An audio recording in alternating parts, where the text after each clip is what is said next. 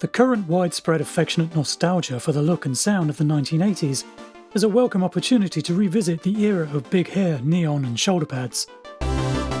Music technology in 1980, however, was about to go through a transformative period, with the arrival of MIDI and digital synthesis revolutionising the way records were made. Fast forward almost 40 years, and you only have to listen to current releases by Dua Lipa, Lady Gaga or The Weeknd to realise the influence that 80s music is now exerting on current releases. But how do you go about getting that distinctive 80s flavour into your own tracks? This month I'll be looking at a couple of constructive ways in which you can do just that, with sequenced synth basses, blippy arpeggios and big polyphonic synth chords being the order of the day. You'll find all the synths used in this tutorial in the CM Vault. So dig out your mullets, neon shades and shoulder pads and let's jump to it.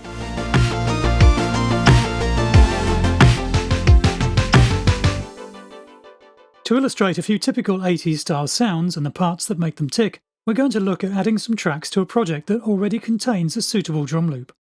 This loop here was made using sampled sounds from the classic 80s sampling drum machine, the EMU SP1200.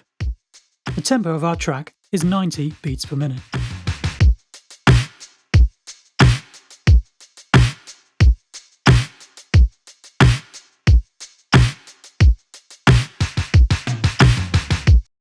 To emulate an 80s style step-sequenced analog bass synth part, let's turn to Synapse Audio's excellent June CM.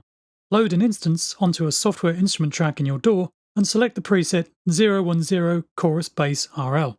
Then program a sequence of 16th notes, all with the same length and velocity, on the notes C, G,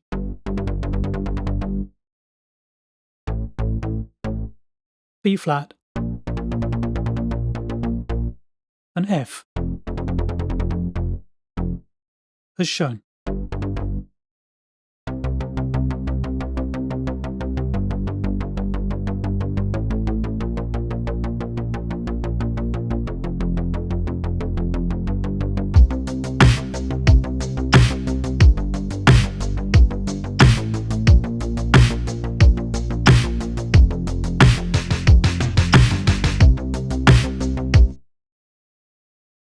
In the 80s, compressor sidechaining was used to liven up the dynamics of sequence bass lines like this, by allowing non-accent notes to poke out in between the drum beats. Place a compressor across the June CM track and select the drum loop track as the sidechain input. The settings shown here will dip the bass in volume every time a kick or snare hits, giving the bass a nice pulsating feel.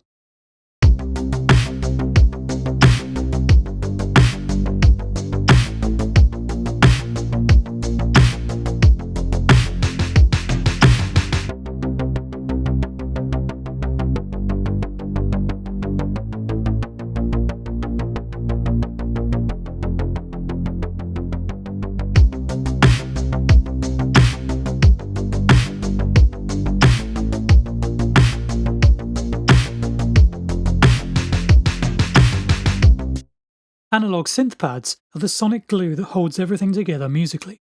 Let's load up Yuhi's Zebra CM and select the JA Subtle Phaser Strings preset. Then program in some simple triad chords: C major, G major, B flat major, and F major.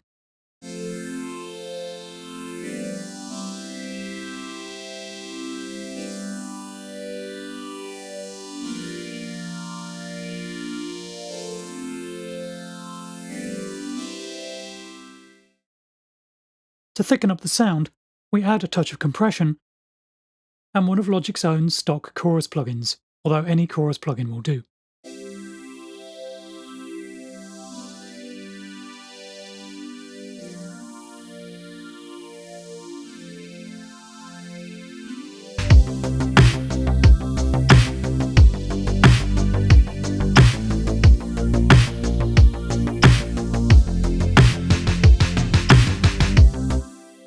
However, to really 80s things up, we can use a slightly different voicing on a couple of these chords.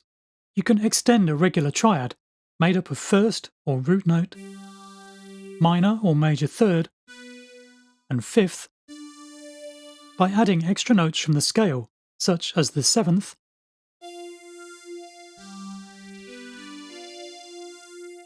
and the ninth.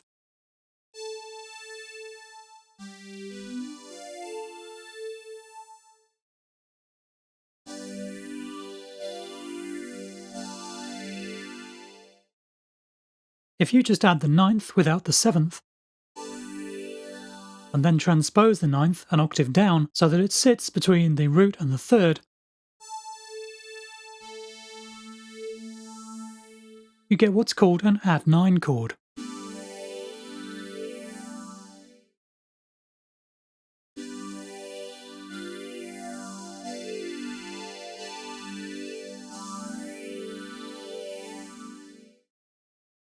Here's what it looks like if we apply this to the G major and F major chords.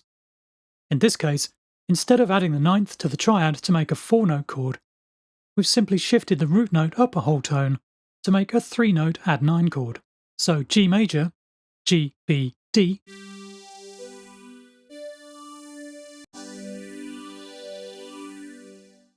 has become G add 9, A, B, D, while F major, F, A, C, has become F add 9, G, A, C.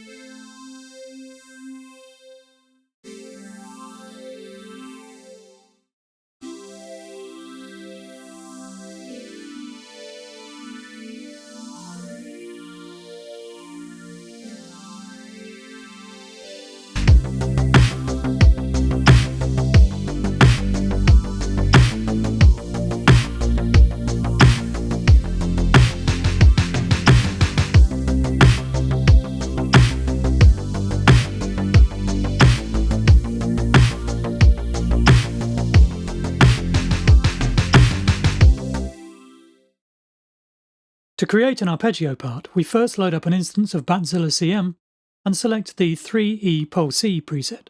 Because the arpeggio we want to make is a 4-note ascending pattern, we need to program some 4-note versions of our chords. So here we've ended up with C add 9,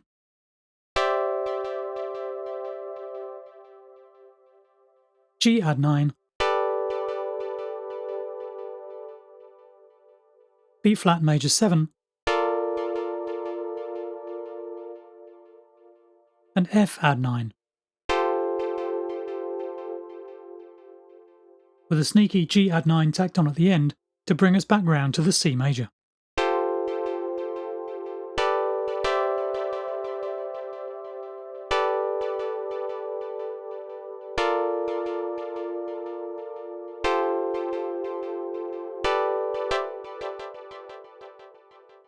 We're going to use an external arpeggiator for this, as would most likely have been the case in the 80s.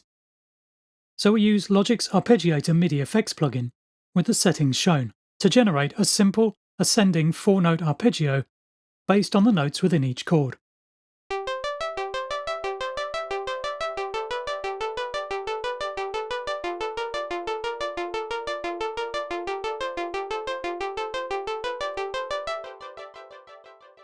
Finally, we dial in some delay via Logic's stock delay plugin, sent from an auxiliary send.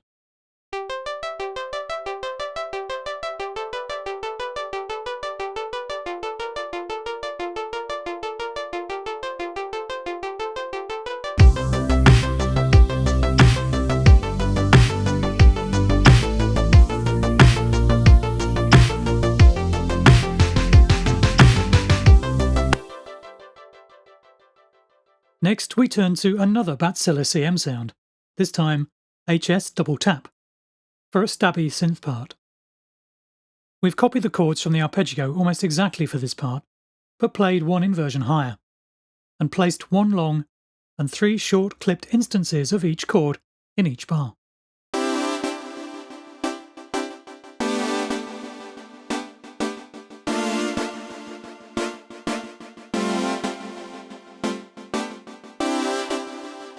The preset's built-in delay effect creates a nice rolling syncopated rhythm that interplays nicely with the short chops.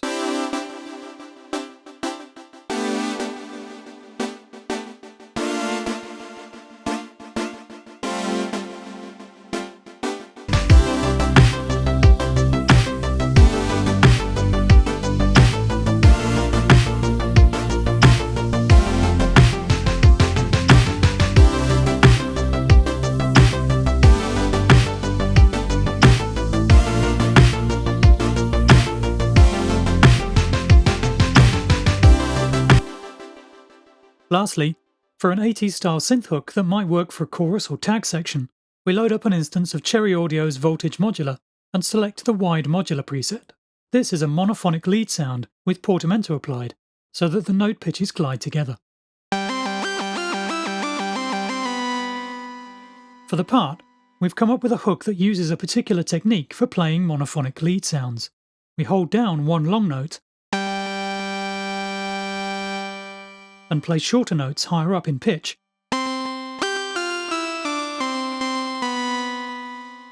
so that after each short note, the pitch reverts to that of the long held note.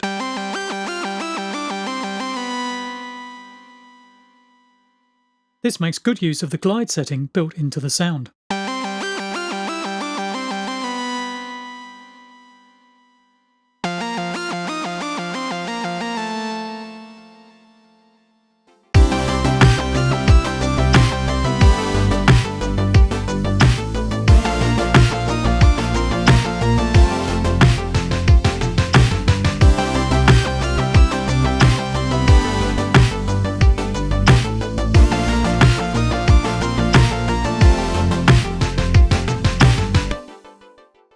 As a finishing touch, we add a hint of modulation via our MIDI keyboard's mod wheel controller on the last note of each phrase.